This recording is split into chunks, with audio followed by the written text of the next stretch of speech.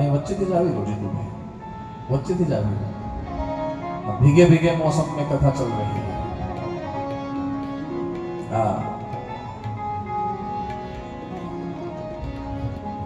बहुत प्रसन्नतानी વાત જો કે આપણે કોણ ન જાણીએ આપણા વિસ્તારના ધારાસભ્ય, કર્મનિષ્ઠ ધારાસભ્ય, લોકનિષ્ઠ ધારાસભ્ય, હા એક શબ્દ બધા બોલે લોક લાડીલા, પણ લોક લાડીલા કરતા મને કહેવાની ઈચ્છા થાય કર્મનિષ્ઠ ધારાસભ્ય, કર્મઠ ધારાસભ્ય જે સતત દોડતા હોય, સતત દોડતા હોય એવા આપણા સૌના જીતુભાઈ ચૌધરી, આપણા પાછા ગુજરાત કેબિનેટના પૂર્વ મંત્રી। હા, તમે દેખાતા નથી ભાઈ જીતુભાઈ, તમે દેખાતા નથી। હા, બરોબર છે, આપણા ગુજરાત કેબિનેટના પૂર્વ મંત્રી અને અત્યારે જેના હાથમાં આપણા વિસ્તાર એનું પ્રતિનિધિત્વ છે એવા કર્મઠ ધારાસભ્ય જીતુભાઈ ચૌધરી આપણી વચ્ચે પધાર્યા છે। થોડી વાર રોકાવાના છે, મને એવા સમાચાર છે, અને પછી એમને ક્યાંક આગળ પણ જવું છે એવા સમાચાર પણ મારી પાસે છે। પણ તમે આવ્યા છો તો અમે એમને જવા નહીં દઈએ, આટલો તો અમારો અધિકાર છે।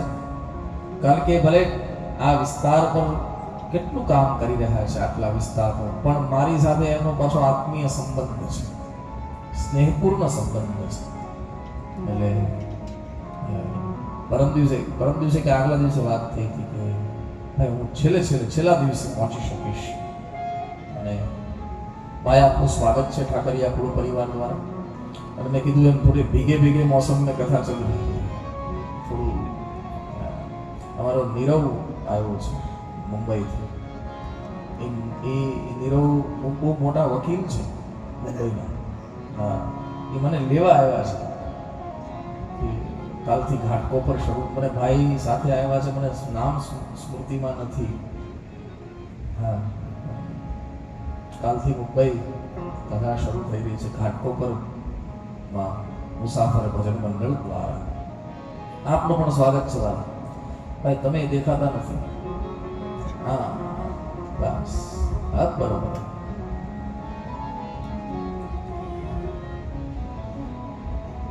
पीना है तो मेरी निगाहों से पी। हाँ, એટલે થોડી વાર માટે જીતુભાઈ, અને પછી તમે જ્યારે તમને અનુકૂળ હોય ત્યારે મને જરા ઈશારો કરી દેજો, એટલે સ્વાગત કરીશું પછી જીતુભાઈનું, અને પછી એમના દ્વારા આપણે કોઈ ઉદ્બોધન પણ સાંભળીશું કે આપણને આપણો ઉત્સાહવર્ધન થાય એટલા માટે આપણને કંઈક કહે। પણ ત્યાં સુધી આપણે ભગવાનની કથાનો આશ્રય કરી આવીએ। તો ભગવાનને રોકડો આનંદ થયો છે કે ભગવાનનો દીકરો 10 દિવસનો હતો ત્યારે ખોવાઈ ગયો અને યુવાન થઈને પાછો મળ્યો છે। રૂકમિણી દેવી અત્યંત આનંદમાં છે, અનંત દાનના સંકલ્પો મનમાં જાગ્યા અને ભગવાને કેટલો બધો ઉત્સવ મનાયો। પણ આવી રીતે ભગવાનના સુખના દિવસો વીતતા હતા, એમાં ભગવાનના જીવનમાં થોડી તકલીફ આવી। એનો એક પ્રસંગ ભાગવતમાં ભગવાન સુખદેવજી વર્ણવે છે। ભગવાન દ્વારિકામાં રહે છે, દ્વારિકામાં એક ભગવાનનો સંબંધી રહેતો હતો, નામ છે સત્રાજીત। આસિત સત્રાજીત સૂર્ય ભગવાનનો મિત્ર છે, મિત્ર છે એટલું જ નહીં ભક્ત છે। આસિત સત્રાજીત સૂર્યો ભક્તસ્ય પરમ સખા પ્રતસ્તસ્મૈ મણિપ્રાદાત સૂર્ય દ્યુષ્ટ્ય સ્યમંતકમ। સ્યમંતક નામનો એક મણિ ભગવાન સૂર્યએ સત્રાજીતને ભેટ આપ્યો છે। હવે આ સમંતક મણિ છે ને, એનો એક બહુ સુંદર ચમત્કાર છે। ચમત્કાર ઈ કે આ સ્યમંતક મણિ સવાર સૂર્યોદય થાય ને એટલે 8 ભાર સોનું આપે। તમને ભારનું માપ બતાવું, એક ભાર એટલે 16,000 તોલા એક ભાર થાય। આવું 8 ભાર સોનું, ટોટલ જો હિસાબ કરીએ તો 1,28,000 તોલા થયું। દેશી હિસાબમાં લઈ જઈએ ને તો 80 પણ 1600 કિલો। હવે તમે વિચાર કરો, જેના ઘરમાં આટલું બધું નિત્ય સોનું આવતું હોય એની સંપત્તિની ચર્ચા કેમ કરવી, અને પરિણામે દ્વારિકામાં ચોરે ને ચૌટે વાતો થવા લાગી કે સત્રાજીત પાસે આવો ચમત્કારી મણી છે, આ ચમત્કારી મણી જો એની પાસે થોડા સમય માટે રહેશે તો પોતાની સ્વતંત્ર સેના ઊભી કરી અને દ્વારિકા પર ચડાઈ કરી એક દિવસ સત્રાજીત દ્વારિકાનો રાજા બની જશે. અને રાજનીતિનો નિયમ છે જીતુભાઈ, રાજનીતિનો એક નિયમ છે કે રાષ્ટ્ર કરતા વ્યક્તિગત સંપત્તિ કોઈની વધવી ન જોઈએ. બેલેન્સ. રાષ્ટ્ર કરતા જ્યારે વ્યક્તિગત સંપત્તિ વધે ત્યારે રાષ્ટ્ર પર ખતરો છે.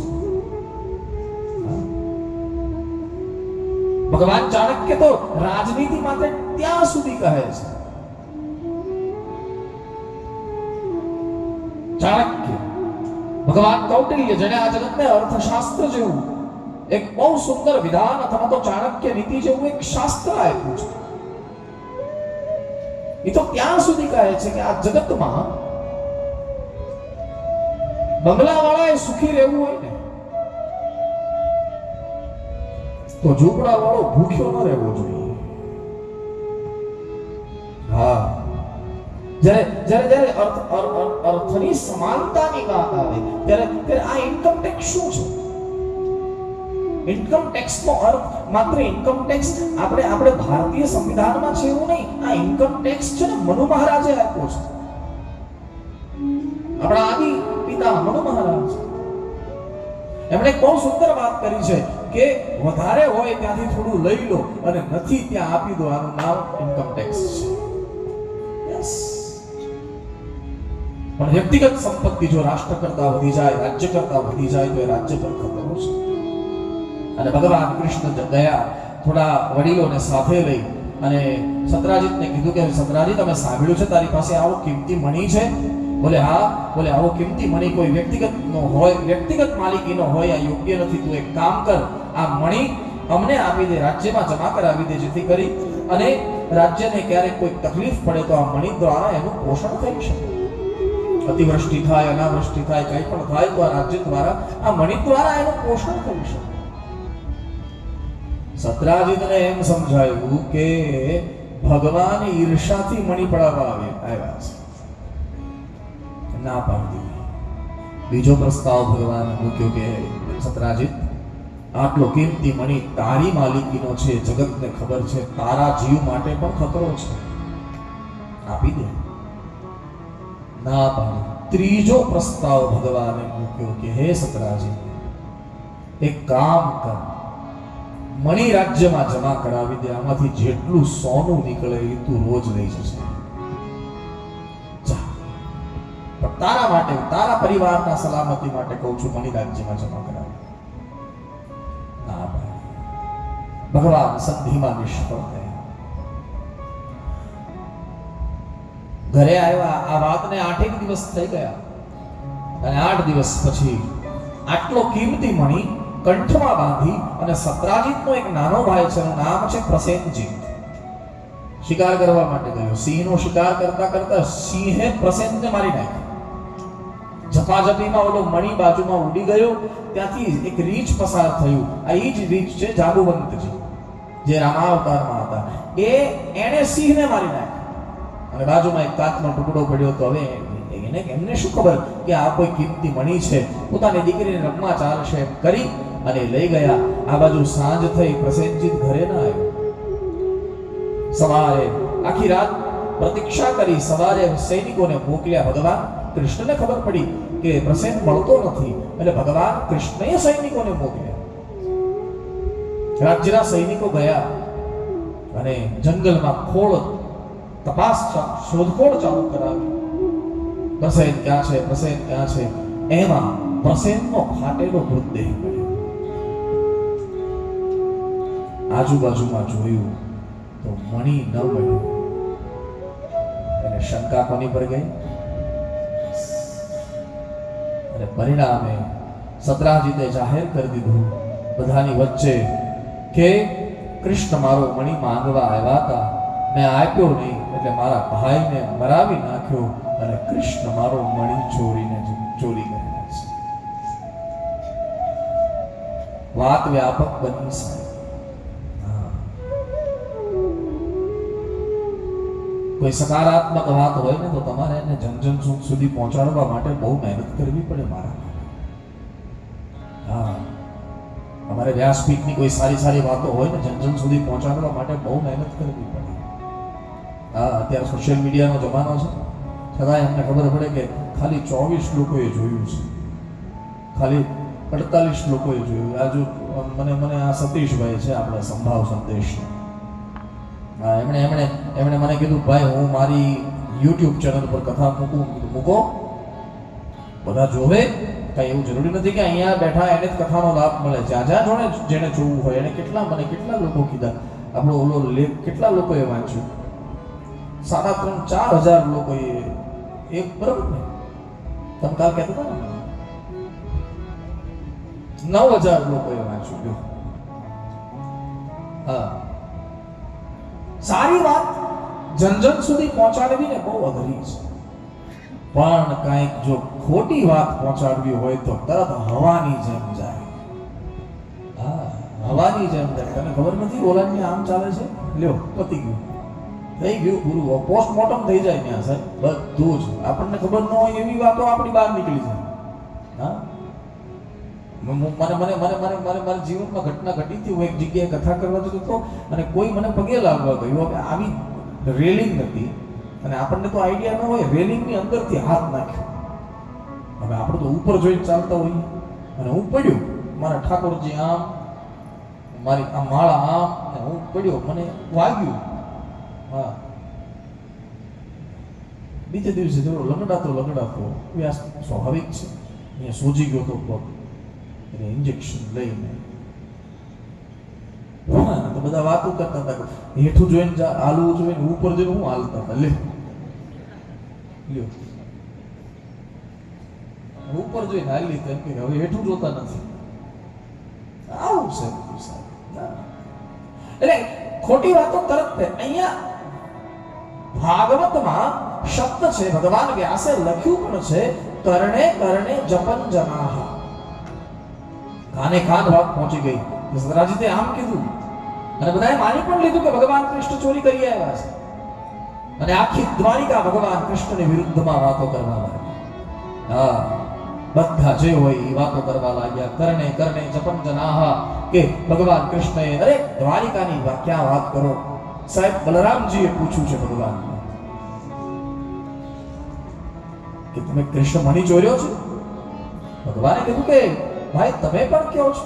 બોલે તારી બચપનમાં આદત હતી ને ચોરી કરવાની, એટલે બોલે ભાઈ મેં માખણ ચોર્યું છે, કોઈના મણી થોડા ચોર્યા છે. આનો એક સીધો સાદો અર્થ નીકળે સાહેબ, આ સમાજનો શું ભરોસો? આજે પુષ્પની માળા પહેરાવે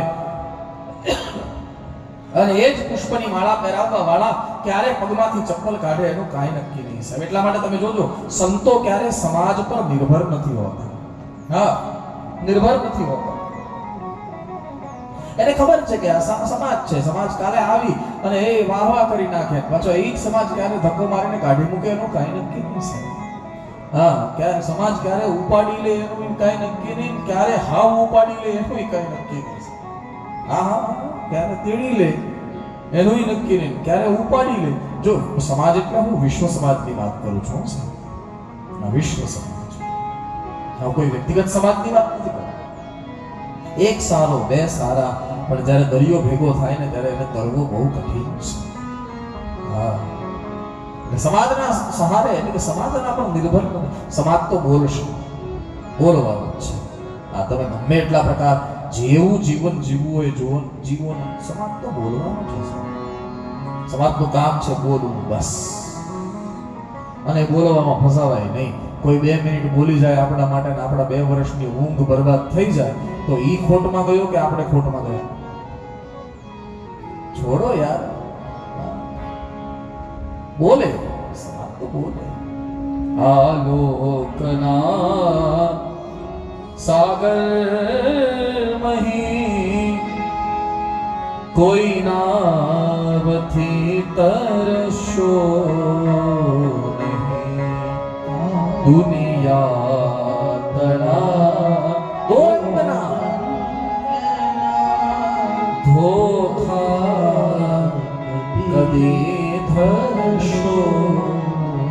સંતોએ દુનિયાને એક સર્ટિફિકેટ આપ્યું છે. તમે કહેતા હો તો કહું, દુનિયાને એક સંતોએ સર્ટિફિકેટ આપ્યું છે.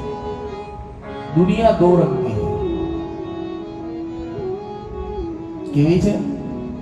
દો રંગી. આમ પણ બોલે ને આમ પણ બોલે. દુનિયા દો રંગી, તુરંગી. ઘડીકમાં ફરી જાય. તુરંગી. સ્વાર્થ સંગી. સ્વાર્થ હોય ત્યાં સુધી તમારો સંગ રાખે. અને હે ગંગી, નથી કાંઈ, એની પાસે કાંઈ નથી આપવા માટે. દુનિયા દો રંગી, તુરંગી, સ્વાર્થ સંગી, હે તંગી. આ સર્ટિફિકેટ. તો આપણે સંતોએ આપણને આજ્ઞા કરી કે દુનિયા દો રંગી, તુરંગી, સ્વાર્થ સંગી, હે કંગી. એના કરતા હોજા સત્સંગી. હોજા સત્સંગી.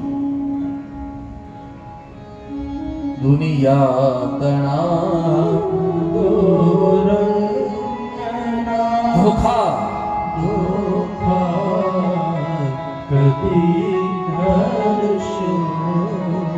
બોલે સમાજ. દુનિયા તો બોલે છે. આટલા બધા શાસ્ત્રો લખાયા જીતુભાઈ, આટલા બધા શાસ્ત્રો લખાયા, આટલા બધા વેદો લખાયા, આટલા બધા પુરાણો લખાયા. આ બધું જ સત સાહિત્ય. ભારત અને સનાતન ધર્મ છે ને, ગરીબ નથી. જેટલું વાક વૈભવ આપણી પાસે છે ને, એટલો વાક વૈભવ કોઈ પાસે નથી. ગરીબ નથી.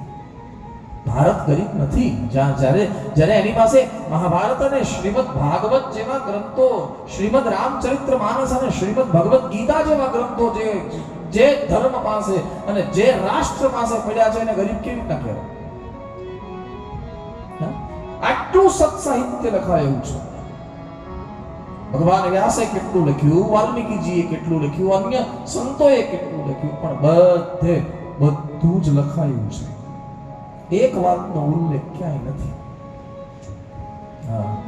કે તમે કેવા પ્રકારનું જીવન જીવો તો સમાજ મંજૂર રાખે. આનો ઉલ્લેખ ક્યાંય નથી. તમે જ્ઞાની થાવ તોય તકલીફ, તમે ભગત થાવ તોય તકલીફ, તમે પૈસા વાળા થાવ તોય, તમે વિજ્ઞાની થાવ તોય તકલીફ, તમે ગરીબ થાવ તોય તકલીફ, તમે ઊંચું જોઈને ચાલો તોય તકલીફ, તમે નીચું જોઈને ચાલો તોય, બધી જ જગ્યાએ તકલીફ છે. હા, તમે જ્ઞાની થાવ તો તમને લોકો એમ મોઢે કે બહુ બોલે છે લે. હા, તમને એમ કે અમને મજા છે. હે, અમને લોકો આ મોઢે આવીને કે તમારે શું 1-2 કલાક બોલવું, આખો દી ગાડીઓમાં ફરવું, રોજ લાડુ ખાવા, ચટાચટ લે. પછી અમારે એમ, હું આજે જ માસ્ટર કહેતો હતો ને સવાર, હા આજ મને લેવા ઈ આવ્યા હતા. હું આજે જ જગત તો કે તમારે શું રોજ લાડુ ખાવા, ચટાચટ. હવે કેટલા લાડવા ખાઈએ છીએ, અમારી હારે અઠવાડિયું રહ્યો તો ખબર પડે.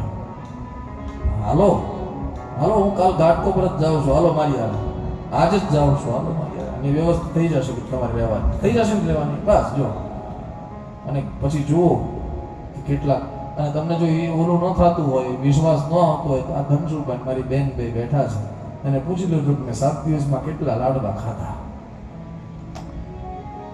પૂછી લેજો. હા, જગત તો બોલે સાહેબ, તો શું આપણે આપણું કર્તવ્ય છોડી દેવું? ના છોડાય.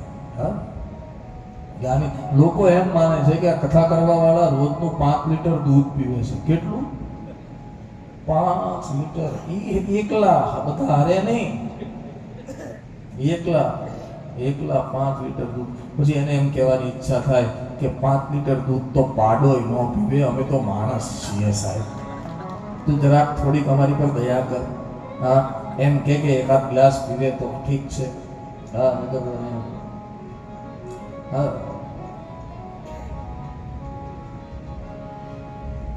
પચવું જોઈએ. હા, 5 લીટર એટલે ભાગવતના મહાત્મ્યમાં એમ લખ્યું છે કથા કરવા, ભાગવતની કથા કરવા જે જાય એને રોજ ઘી પીવું. ભાગવતના મહાત્મ્યમાં લખ્યું છે, પણ પચવું જોઈએ. પછી ઉભે માપે પીધા કરો તો સમાજ તો બોલે. તો શું આપણે આપણું કર્તવ્ય છોડી દેવા?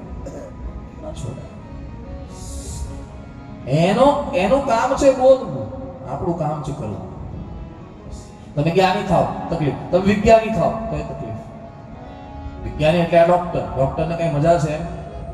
હે, લોકો એને મોઢે કે એ તમારે શું સોય ફોકીને પૈસા લેવાના? અમને ક્યાં ખબર છે કે તમે પાણીનું ઇન્જેક્શન હોય કોઈ દિવસ? બોલે જગત, બોલે શું કરવાનું?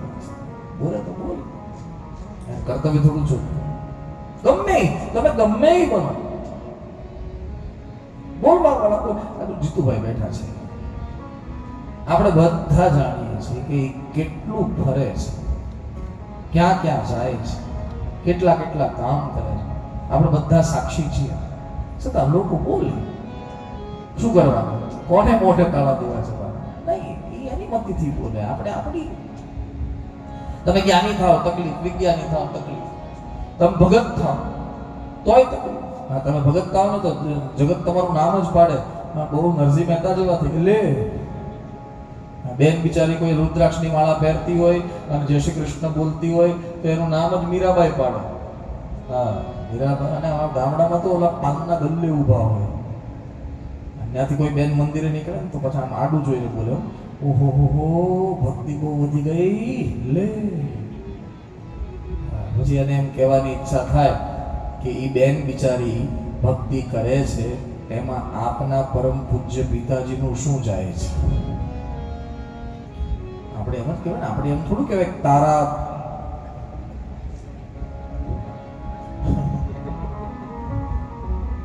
બોલે. તમે પૈસા વાળા થાવ તો ઈ જગત એમ કહેશે કે લૂંટીને ભેગું કર્યું છે, 2 નંબર છે. હા, તમે ગરીબ થાવ તો ઈ સમાજ એમ કહેશે કે ગયા જન્મમાં સારા કર્મ નહીં કર્યા હોય, આ જન્મમાં ભગવાન ક્યાંથી આપે?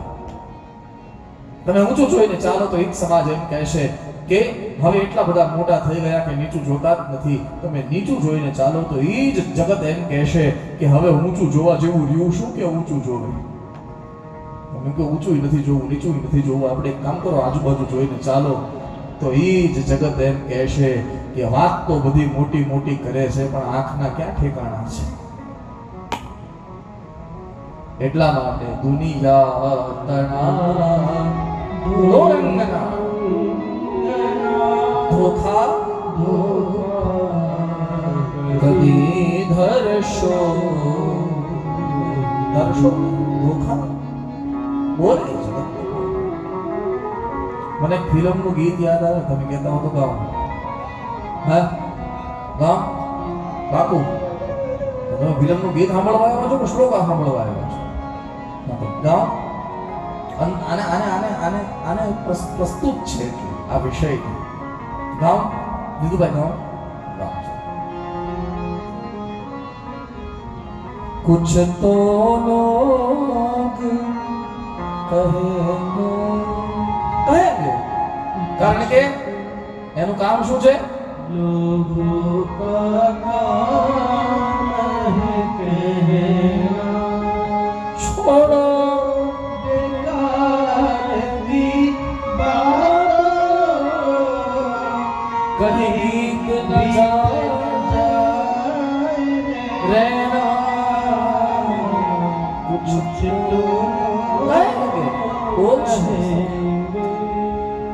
નિંદા કરવા વાળાને ધક્કો ન મારો. ભગવાન કૃષ્ણ શ્રીમદ ભગવદ ગીતામાં એક શબ્દ વાપરી ગયા છે અર્જુનની સામે કે અર્જુન, તુલ્ય નિંદા સ્તુતિર મૌની સંતુષ્ટો યેન કેન ચિત્ત અનિકેત સ્થિરમતિઃ ભક્તિમાન મે પ્રિયો નરઃ. મને વાલો કોણ લાગે?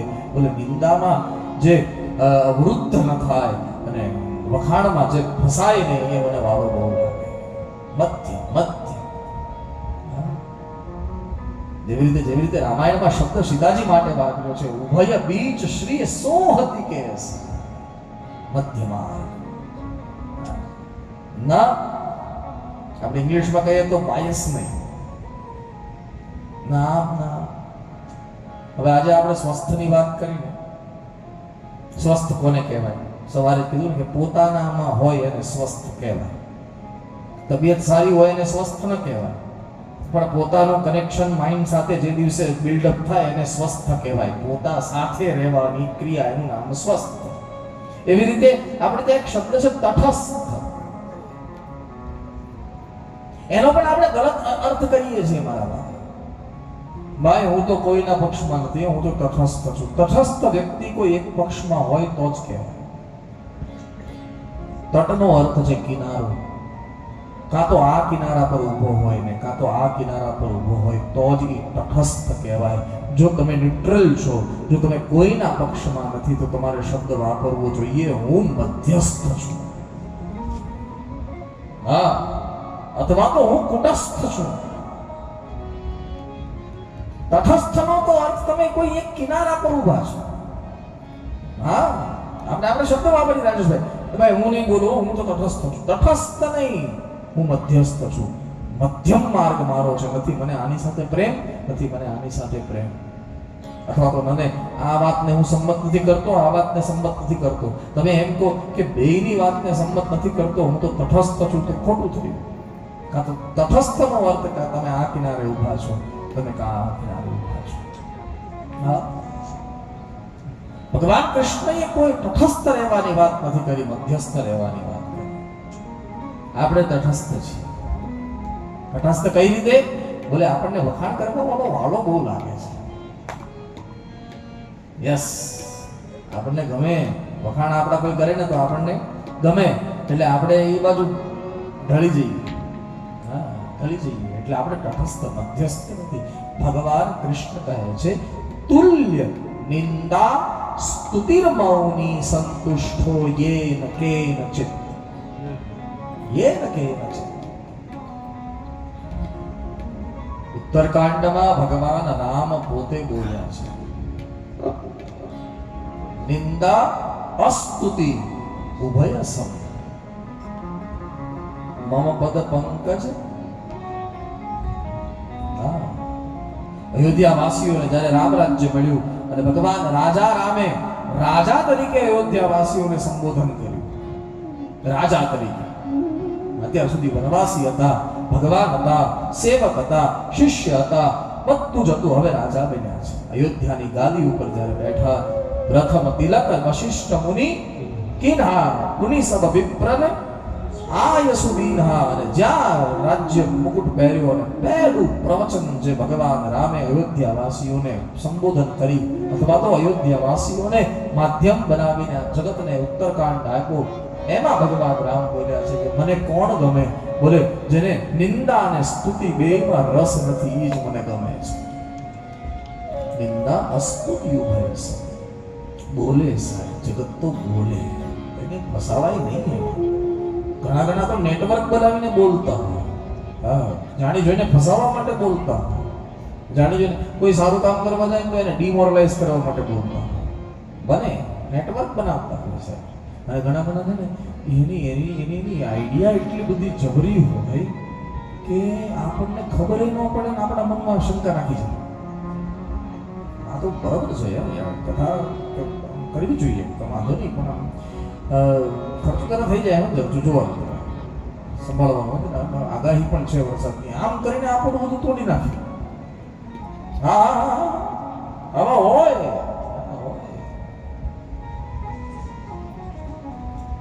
હા, વરસાદે આપણને કેટલો હેરાન કરે. ધનસુખભાઈ 12 વાગે કથા પૂરી થાય પછી વરસાદ શરૂ થાય. હું બંધ થાઉં, વરસાદ શરૂ થાય. હું બંધ થાઉં, વરસાદ રોજ કેટલું કેટલું કરે. તોય પણ હવે ક્યાં જઈએ? આ એક તો આપણી જમીન ફળદ્રુપ માટીવાળી જમીન, કીચડ કરતે જો ને હજી છે જ ને, છે કીચડ જલ્દી થઈ જાય તોય ઓલું નખાયું, તોય ઘણા બોલશે કે બરાબર હતું, પણ જરાક હાઈટ પર રાખવાની જરૂર હતી કથા. ઘણા એમ કહે છે કે પાટી આમ મૂક્યા એની જગ્યાએ પ્લેટ મૂકવાની જરૂર હતી. ઘણા એમ કહે છે કે ગ્રાવલ જરાક ધ્યાન નાખ્યો ને એની જગ્યાએ, તો તારા ઘેર નખાયું નહીં ગ્રાવલ, તો કોકને હું કહું તારા ઘરમાં ગોઠણ ગારો છે, ત્યાં નખાવ બીજાને. આપણે બહુ સીધી સાદી રીતે કોઈ પણ વસ્તુની ગંભીરતા પકડ્યા વગર સહજમાં બોલી જઈએ છીએ સાહેબ. એ ભલે આપણે સહજમાં બોલી જઈએ છીએ, પણ એની ગંભીરતા બહુ વધારે છે. બોલવામાં બહુ ધ્યાન રાખવું પડે. હા, તમે કોઈને મદદરૂપ ન થઈ શકો કાંઈ નહીં, પણ જે કરતો હોય ને કરવા તો તું. હા, આપણે ત્યાં દીકરા દીકરીની સગાઈ થાય તો દીકરાવાળા દીકરીના પડોશીમાં તપાસ કરાવે. હા, કે ભાઈ ફલાણા ભાઈની દીકરી કેમ છે, અને 90% પડોશી ઊંધું જ મારે. તમે જોજો 90% કે આ તો મામારથી બોલાય નહીં, અમારે તો એક જ ફળિયામાં રહેવાનું. આપણી ભાષામાં એક જ ફળિયામાં અમારે તો રહેવાનું, અને અમારથી તો બોલાય નહીં, પણ તમે અમારી પર વિશ્વાસ મૂક્યો એટલે હવે ખોટું બી નહીં બોલાય ને. હા, એટલે બહુ પડવા જેવું નહીં મળે. લે બહુ મજાની લે ગુજરી જા પોપટલાલ. હા, આ ખોટો ઉપાડો લીધો છે તે. હા, આપણે કોઈ દીકરીના કન્યાદાનમાં આપણે 2000 રૂપિયાની વસ્તુ કદાચ ન આપી શકીએ, કોઈ વાંધો નહીં, પણ એ દીકરીનું જીવન સુધરે એવા 2 શબ્દો કેમ નથી બોલી શકતા આપણે? વચને શું કેમ દરિદ્રતા, બોલવામાં પણ ગરીબાઈ નહીં. નિંદા સ્તુતિ ઉભય સમ. ભગવાન કૃષ્ણ કહી ગયા તુલ્ય નિંદા સ્તુતિર મૌની સંતુષ્ટ હોઈએ. આ બધી વસ્તુમાં રહી જશો ને સાહેબ, મૃત્યુ આવી જશે તો બધું ખોટમાં જશે. એની કરતા આ બધું છોડો. કહી બીત ના જાય રહેના, કહી બીત ના જાય. નિંદા કરે એને ધક્કો ન મારો, વખાણ કરે એને પાસે ન બેસાડો. જગત છે, પાછો એક વાર કહી દઉં સાહેબ. હા, જગત કેવું છે? दुनिया दो रंगी तुरंत तुरंगी स्वार्थ संगी है कंगी कुछ नहीं है उसके पास नहीं करता हो जा सत्संग. નિંદા કરે તો કરવા દો. આપણે તો બધા ખેડૂત હે, આપણે તો બધા ખેતીનો મોહનભાઈ. હવે આપણે ખેતી કરતા હોઈએ, ખેતરમાં જે વાવીએ ને એ એક જ ઉગે, એની આજુબાજુ કચરો બહુ ઉગે. તમે જોજો ઉગે ને, અને પછી એ કચરો સાફ કરાવવો પડે. જો છોડને મજબૂત રાખવો હોય, છોડને બરોબર રાખવો હોય તો આજુબાજુના કચરાને સાફ કરાવવું પડે. એની માટે મજૂર બોલાવવા પડે. બરાબર? આપણે ત્યાં મજૂરી કેટલી ચાલે? 400 રૂપિયા. એક માણસને 400 રૂપિયા આપો તો એક દિવસ આપણા ઘરે આવીને ઓલા ઘાસ બધા કાપી જાય છોડની આજુબાજુ, એને શું કહેવાય? હા, શું કહેવાય ગમનભાઈ? જરા જોરમાં. નિંદા. બરાબર? 400 રૂપિયા આપીએ ત્યારે એક માણસ એક દિવસ આવીને આપણું નિંદામણ કરે તો કોઈ મફતમાં તમારું નિંદામણ કરતું હોય તો કરવા દો ને મારા વાલા. શું કામ કરો છો?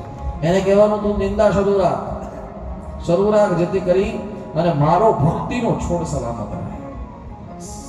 તુલ્ય નિંદા સ્તુતિર મૌની.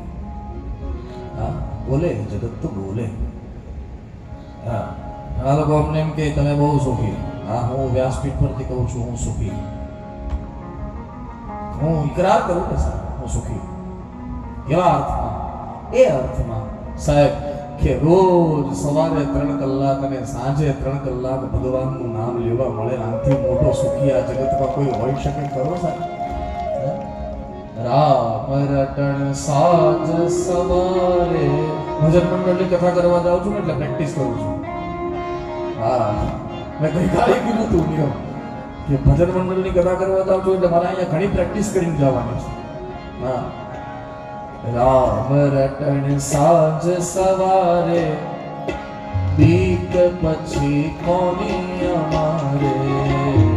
રામ રટણ સાંજ સવારે બીક પછી કોની અમારે. દુનિયા દો રંગી આવે ન બોલે. દુનિયા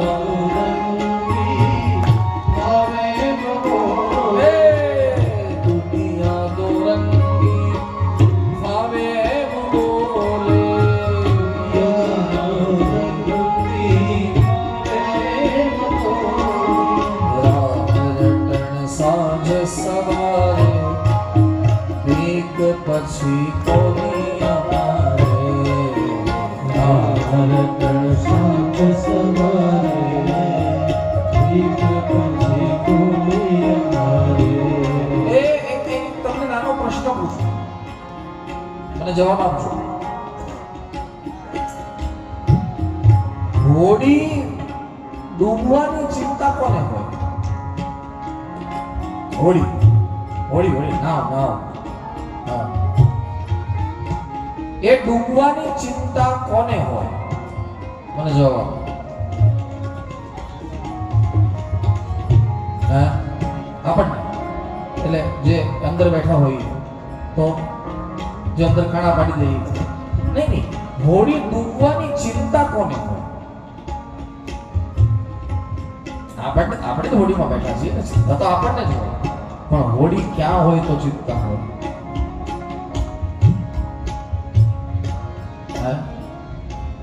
હોડી ડૂબવાની ચિંતા એને જ હોય જે મજધારે છે.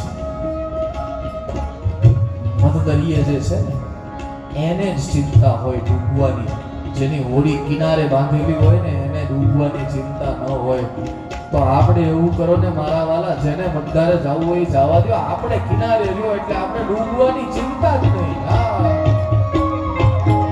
નાવડીને રાખો કિનારે બીક પછી કોની અમારે. નાવડીને રાખો કિનારે બીક પછી કોની અમારે.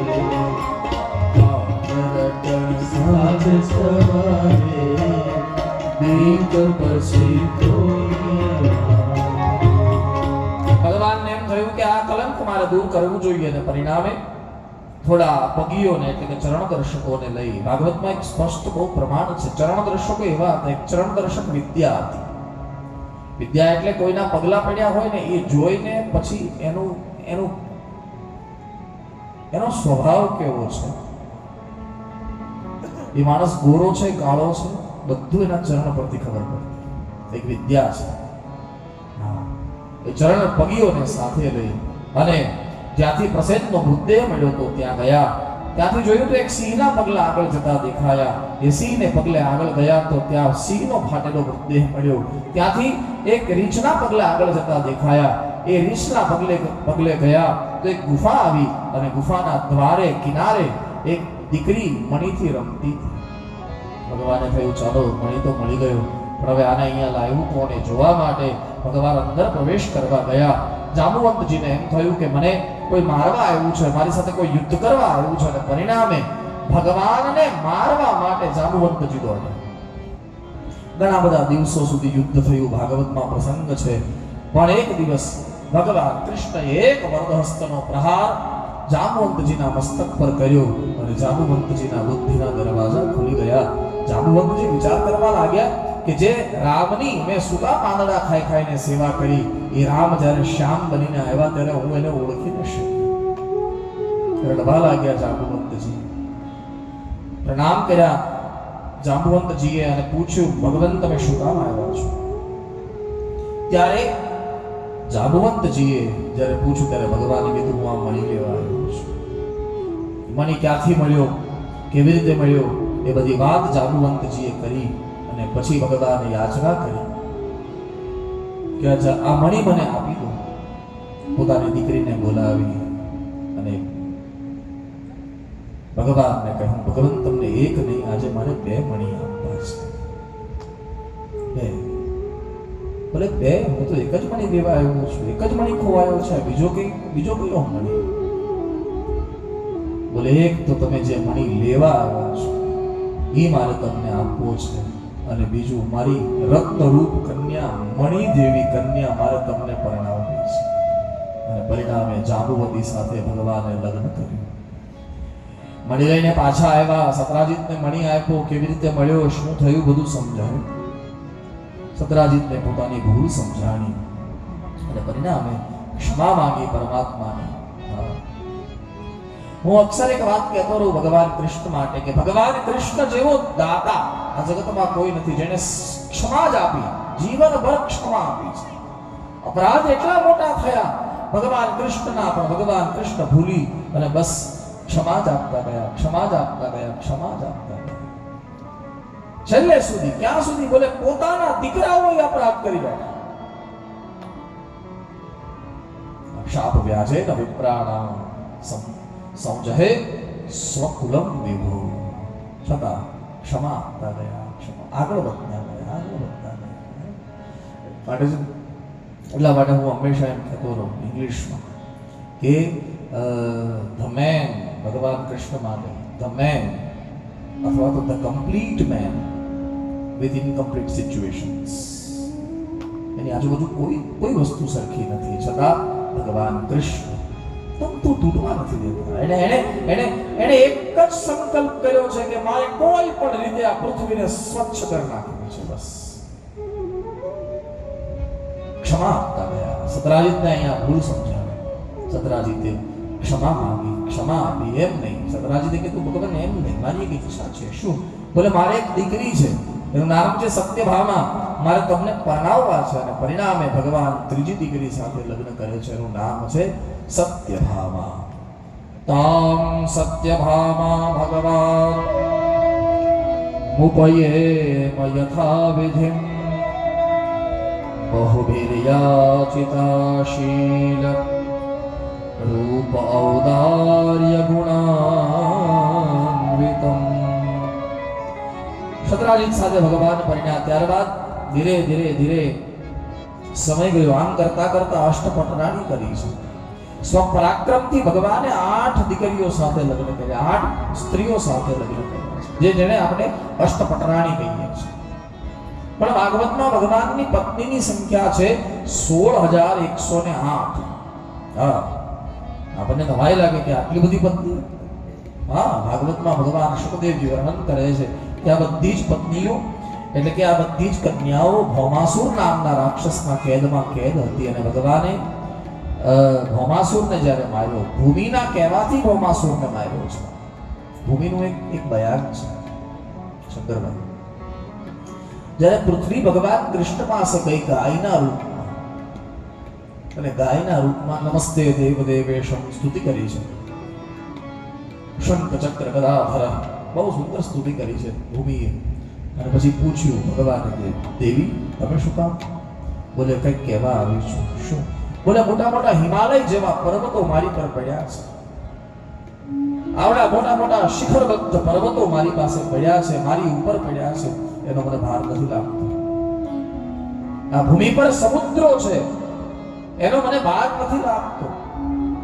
આટલી વનરાઈ છે, વૃક્ષો છે, આટલું બધું છે, એનો મને ભાર નથી લાગતો. પણ ભગવાન કોઈ 5 ફૂટનું પૂતળું પાપ કરે ને તો એનો મને બહુ ભાર લાગે છે. ભગવાને પૂછ્યું કોણ? અને ભૂમિના મુખમાંથી શબ્દ નીકળી ગયો ભૌમાસુર. પ્રાગજ્યોતિષપુરનો માલિક છે. પ્રાગજ્યોતિષપુર એટલે હાલનો પ્રયાગ, એનો માલિક છે. એક નામ છે એનું નરકાસુર. તાંત્રિક શાંભરી વિદ્યાનો જાણકાર છે આ રાજા, આ રાક્ષસ ભૌમાસુર. એ સુંદરતાનો એટલો બધો શિકારી છે, એટલો બધો શિકારી છે કે જ્યાં જ્યાં સુંદર સ્ત્રી જોવે ને એનો હરણ કરીને પોતાને કેદમાં પૂરી દે. આમ કરતા કરતા 16,100 કન્યાઓ ભેગી કરી છે. હા, માત્ર રાજકન્યાઓ છે એટલું જ નહીં, આમાં ઋષિ કન્યાઓ પણ છે અને બ્રાહ્મણની દીકરીઓ પણ છે. સુંદરતાનો શિકાર. ભગવાન એને પહેલા મારો અને પરિણામે ભૌમાસુરનો વધ કર્યો છે. દંડ તોડ્યો, ભૌમાસુરનો વધ કર્યો. અને જ્યારે આ જેલ ખોલાવી તો એમાંથી આ 16,108 દીકરી નીકળી. રડવા લાગી બધી દીકરી. વર્ષોથી અમે ભૌમાસુરની કેદમાં કેદ હતા. હે ભગવાન, અમને ખબર નહોતી કે અમારું જીવન ક્યાં છે. અમને તો એમ જ કે હવે અમારું જીવન અહીંયા જ પૂરું થઈ જવાનું, પણ તમે આ જ કૃપા કરો. ભગવાને જાહેરાત કરી કે જાઓ, જે દીકરી કુમારી હોય પોતાના પિતાના ઘરે જાય, અને જે દીકરી પરણિત હોય પોતાના પતિના ઘરે જાય. હરકાતી બધી દીકરીઓ નીકળી. પણ એ વખતનો આપણો રૂઢિવાદી સમાજ, ચુસ્ત સમાજ, એક બાપે એની દીકરીને ન સ્વીકારી.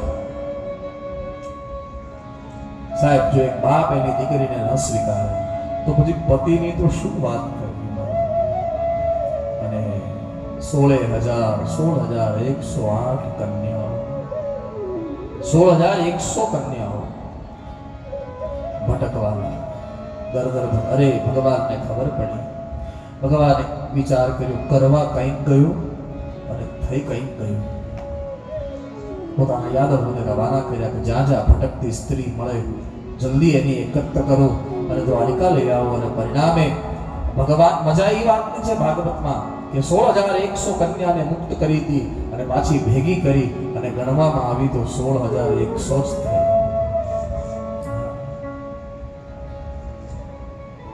વિશાળ કન્યાઓને આખો સમાજ ઉભો છે, રડે છે બધી દીકરીઓ. ભગવાન કૃષ્ણ ઉભા છે, ભગવાન કૃષ્ણ પણ ધ્રુજી ગયા છે. શું કરું, શું કરું? બધી દીકરીઓ કરગરે છે, અમારું શું, અમારું કોણ, અમારું શું, અમારું કોણ. અમે અનાથ થઈ ગયા. બાપ સ્વીકારવા તૈયાર નથી, પતિ સ્વીકારવા તૈયાર નથી. ક્યાં જઈએ? ભગવાન પણ ગંભીર છે. આંખ બંધ કરી પરમાત્માએ પુનઃ આંખ ખોલી ભગવાને, અને ભગવાને આંખ ખોલી બધી દીકરીઓનું દર્શન કર્યું અને હાથ ઊંચો કરીને જાહેરાત કરી કે આ જગતમાં જેનો કોઈ નાથ નથી એનો હું નાથ છું. કોઈ ચિંતા કરવાની તમારે જરૂર નથી. બધી દીકરીઓ સાથે લગ્ન કર્યા છે. ઘણા લોકો એમ પણ કહે કે કૃષ્ણમાં વિકાર છે. 16,100 પત્નીઓ કરી તો આ વિકાર નથી, આપણી ઉપર ઉપકાર છે. આ ભગવાનનો વિકાર નથી.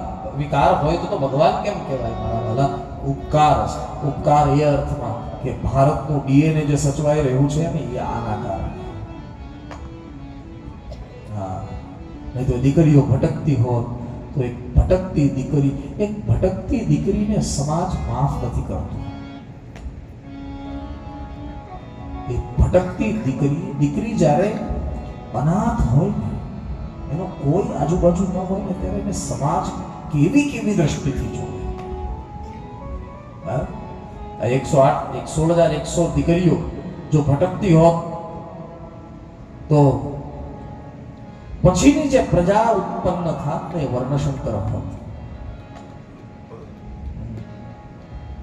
ભગવાન કૃષ્ણએ એ દીકરીઓને એક સ્ટેટસ આપ્યું. કયું સ્ટેટસ?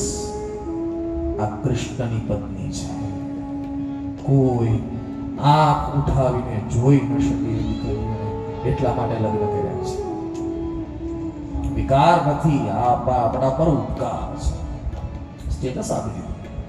હા, મોટા માણસની પત્ની હોય એ કોઈ સભામાં આવે તો, અથવા તો કોઈ મોટા માણસની પત્ની હોય ને કોઈ જો છેડવાની વાત કરે તો બીજો કહે ને, એ રહેવા દેજે, ઓલા ભાઈની પત્ની છે. હા, જો ખબર પડશે તો એમ એ 16,000 દીકરીઓને એક સ્ટેટસ આપ્યું કે આ કૃષ્ણના એક પત્ની બરોબર 10 દીકરાઓની પ્રાપ્તિ થઈ. ભાગવતમાં ભગવાનની પત્નીની સંખ્યા છે 16,108. ભાગવતમાં ભગવાનના પુત્રોની સંખ્યા છે 1,61,080. પાછી એટલી જ દીકરીઓ જન્મી છે પાછી, એટલે કે 16,108 દીકરીઓ પણ છે. આ અમારા કૃષ્ણનું નાનું કુટુંબ, સુખી કુટુંબ. આપણે કહીએ ને નાનું કુટુંબ ને સુખી કુટુંબ. ત્યારબાદ રૂકમિણી સાથે ભગવાનનો પ્રેમ કલહ થયો, એ ચર્ચા આવી. અને રોચનામાના લગ્ન નિરુદ્ધ સાથે થયા, ઓખારણની કથા આવી. ત્યારબાદ એક મૃગાખ્યાન છે, એક કાચીડો, એક કરચલો કુવામાં પડ્યો તો એને ભગવાને મુક્ત કર્યો. એક રાજા હતો નરેન્દ્ર, એને ભગવાને મુક્ત કર્યો. પૌંડ્રક વાસુદેવને પરમાત્માએ મુક્ત કર્યો. દત્તવેદાદી કથા કરી. જરાસંધને ભીમના હાથે મરાયો, રાજસુ યજ્ઞ કરાયો. અને આમ કરતા કરતા સમય ગયો. શાલ્વ સાથે યુદ્ધ કરી પરમાત્માએ દંતવક્ર વિદુરથ આદિનો વધ કર્યો.